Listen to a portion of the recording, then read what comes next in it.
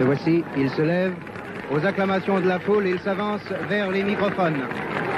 Monsieur Valdiodio-Ndia est, je le rappelle, ministre de l'Intérieur et de l'Information. Le peuple d'Afrique, comme celui de France, vit en effet des heures qu'il fait décisives et s'interroge sur le choix qu'il est appelé à faire. Dans un mois, le suffrage populaire, par la signification que vous avez voulu donner à sa réponse outre-mer, déterminera l'avenir des rapports franco-africains. Il ne peut donc y avoir aucune hésitation. La politique du Sénégal, clairement définie, s'est fixé 3 objectifs qui sont dans l'ordre où elle veut les atteindre. L'indépendance,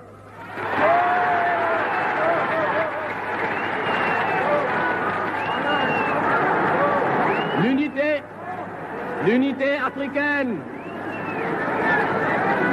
et la confédération. Nous disons indépendance d'abord. Mais en nous fixant ce préalable, nous ne faisons qu'interpréter l'aspiration profonde de tous les peuples d'Afrique noire à la reconnaissance de leur personnalité et de leur existence nationale.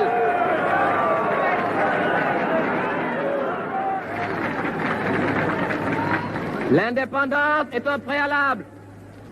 Elle n'est pas une fin en soi. Elle n'est pas un idéal en elle-même, mais pour ce qu'elle rend possible. Elle ne véhicule pas une volonté de sécession. Elle ne recèle aucune intention d'isolement ni de repliement sur soi. Nous disons indépendance et nous disons ensuite unité africaine.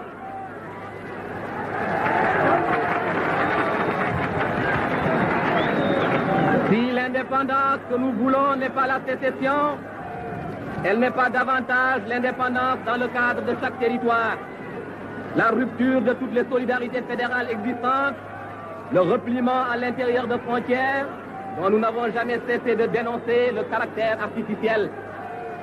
Enfin, au-delà de l'indépendance et de l'unité, le gouvernement du Sénégal, avec le Congrès de Cotonou, propose la négociation avec la France d'une confédération multinationale de peuples libres et égaux. Cette solution nous apparaît comme la seule réaliste et la seule durable, parce qu'elle est la seule qui tienne compte à la fois du sentiment national des masses africaines, de leur aspiration à l'unité et de leur volonté d'entrer dans le monde moderne au sein d'un ensemble plus vaste encore.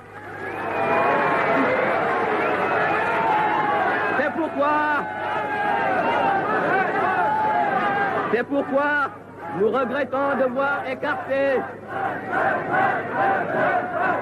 C'est pourquoi nous regrettons de voir écarter la Confédération avec toutes les perspectives d'association qu'elle contenait. Ce serait pour l'Afrique un recul d'un demi-siècle, alors que tout nous commande d'aller de l'avant. Car avec quel peuple l'Afrique indépendante et unie pourrait-elle plus librement et volontairement s'associer qu'avec le peuple de France, qu'elle connaît et qu'elle aime? Avec lui, elle a non seulement des liens d'interdépendance économique et culturelle, mais encore tout un passé de souvenirs qui, dans le meilleur et le pire, sont des souvenirs communs. Avec lui, elle partage un idéal de liberté et de dignité humaine, une même conception du progrès et de l'avenir du monde. Notre espoir se fonde sur le fait qu'en venant ici, pour nous informer et pour vous informer, vous avez créé un climat de discussion et avez par là même tourné le dos à cette nouvelle philosophie de la vieille Europe qui, si l'on en croit Albert Camus, a répudié le dialogue pour épouser le communiqué. Une Europe qui ne dit plus « je pense ainsi, quelles sont vos objections ?» mais « voici ma vérité, peu m'importe que vous la discutiez, l'armée et la police se chargeront d'établir que j'ai raison. » À cet égard aussi, le choix qui nous est proposé n'est donc pas pleinement libre et notre réponse n'aura pas pleinement le sens que vous en attendez. Ou bien nous voterons selon nos seules convictions, au risque de retarder la réalisation de l'unité africaine, ou bien nous définirons avec les autres territoires de la Fédération une position commune faite de compromis tactiques et qui laissera dans l'ombre, sans les supprimer, les véritables